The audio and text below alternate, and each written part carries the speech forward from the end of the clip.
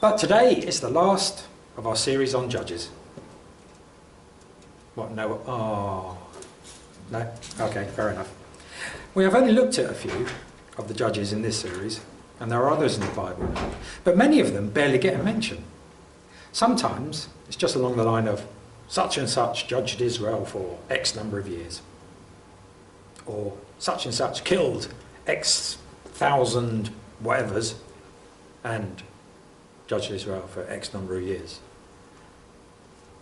So not many get their full story told. But Samson does. In fact, his story starts before he's even born and runs right up to his death. And that is unique amongst the judges. No other judge has their entire life story told from start to finish. Some of them have a great deal of detail in it, like Gideon, who we saw recently. But Samson is the only one that's birth is predicted and his story follows him all the way through. But we have previously looked at Samson on a number of occasions. We looked at how he was chosen before his birth to be dedicated to God. And that's where the Nazarite comes in, we heard in the reading. And we discussed how that must have impacted his childhood. Growing up knowing that you're dedicated to God. That unlike anyone else, you can't shave your head, you can't do certain things, you have to behave in a certain way. And how hard it must have been to make friends. Because you imagine anyone that wants to be your friend is there thinking, I don't know. He's dedicated to God, he's got to be holy, you know. What if I mess up? So it must have been very difficult for him. Then we went on and we looked at his death, which was quite spectacular, let's face it. It was a pretty good death. And we talked about whether it was actually his hair that gave him his strength, or his faith in God, demonstrated through his obedience to the rules that were given him. We also talked about how in the end he asked God for one last surge of power, and, well, you'll know how that ended up. Masonry all over the shop, enemies killed by the thousands. In fact, he killed more in that one act than he ever did during his entire life. So, my first thought is, well, what more is there to say about Samson? Well, we could mention he spawned a few movies. Yeah, Hollywood got hold of him. Well, why not? Big strong man, killing lions with his bare hands, ripping off donkeys' jaws and beating people up with them or whatever. And his name is often used to describe something really strong. After all, I mean, we even have a well-known brand of suitcase, Samsonite. Incredible to think that something named after a judge of Israel is carried worldwide by thousands of people every day. So, in a way, I guess you can't get much more relevant than that. You know, Samson is alive and well and travelling in many airlines. So perhaps as Samson has been, well, pardon the pun, done to death, what we need to look at is what he teaches us today about God, about our relationship to the divine, and our own natures. Then perhaps we can look at Judges as a whole, since it is the last in the series, so it's always nice to have a roundup, and what they say to us as modern so-called civilized people. Now, Samson was not the sharpest tool in the box. Let's face it. He was told not to tell anyone about his hair, or about the rules placed on him by God. So when he meets a woman who asks him what the secret of his strength is, he tells her several different things. Each time he does, these things miraculously happen to him. Yet he still doesn't seem to figure out that Delilah, the woman he is sleeping with, is betraying him.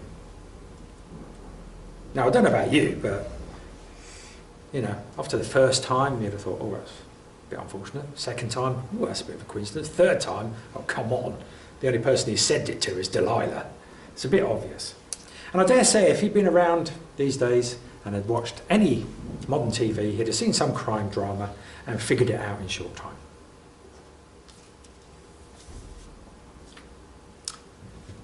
But he didn't. He didn't seem to suss her out at all. And eventually, She kind of suckers him into giving her the real truth. So maybe there is a lesson in there about being more aware of those around us and choosing to be with people who bring something positive to our lives.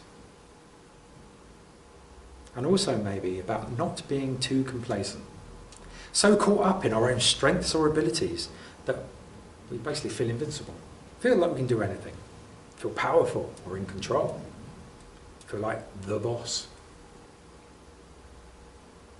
There are always things out there that can change that in an instant. Samson obviously should have listened when he was told to tell no one. He might have avoided getting blinded and chained up and all that good stuff.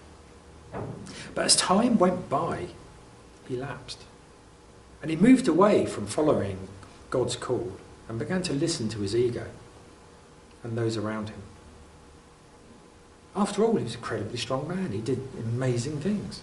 So it's very difficult not to take that kind of flattery to heart and start believing your own hype. It's difficult to leave your ego out of the equation. However, if we realise that and we question what we do, why we are doing it, and whether it is what God wants us to do, we can at least avoid the traps of complacency and arrogance. At least I would hope so. We won't always get it right. Obviously not. We are human after all. And far from perfect. Well, I don't know about you, but I know I am. That doesn't mean we stop trying. Samson's relationship with God was strong in the beginning. In his early part of his story, it says how he grew in the spirit. Then he seems to have let it fade into the background as he became more well-known, more famous, as he did more feats of strength. It seems to me that he began to believe his own hype. And it was only at the very end, when he was at his lowest, that he truly reconnected with God and reached out. So from that, perhaps, we need to learn to nurture that relationship with God. Keep the conversation going. Stay connected on a daily basis. At least that is the lesson I learned from Samson. So I said earlier we were going to talk about Judges as a whole, as a nice little rounding up of the series. As a series of stories, what do they say to us today? They are certainly quite bloody. Plenty of violence. Thousands upon thousands of deaths. And wars aplenty. All the good stuff that action movies are made of. The stories also, as we have heard, have a recurring theme about Israel straying away from God, getting into trouble, crying out for help. Along comes a hero to save them, etc., etc., etc., again and again and again and again and again. But there is more to it than that. Yes, they give us a warning and a lesson, but also they also show us a great truth and hope. They warn us about not becoming complacent and distracted by things around us, allowing ourselves to be moved away from the things we know we should be doing, the ways in which we should be acting, particularly as a people of faith. After all, we are called to follow Christ. That is why we're here, surely, and we are Christians. So that means emulating Jesus in our behaviour, in our actions, and hopefully in our thoughts. Although we don't have thought police, so it's fine. The Israelites repeatedly allowed themselves to be seduced by other people's faiths, other beliefs, other ways of living, instead of being true to themselves and their history. And as we have heard, that always seemed to end very badly for them. So I believe none of us can truly be at peace, truly happy, if we live lives that are not really our own, if we are not true to ourselves, or if we aren't being our true selves. Now that is a warning that rings just as true today and will probably always be relevant. The lesson we need to learn is that memories are a gift. No matter how painful they are, they help us to learn. And if we listen to them, examine them, think about them, they can guide us, help us to avoid mistakes in the future, and give us a solid base on which we can move forward. Of course, we could always do what the Israelites did. Let those memories fade, forget the lessons of the past, who needs it, and go on to make the same old mistakes repeatedly. I know which I'd prefer to do, obviously. So the stories in Judges are a warning and a lesson, but they also point to a great truth and hope. That no matter how far we stray from God, no matter how many mistakes we make, God will always be there when we call. God never leaves us, never ignores us, never stops talking to us. It is always us that step away from God.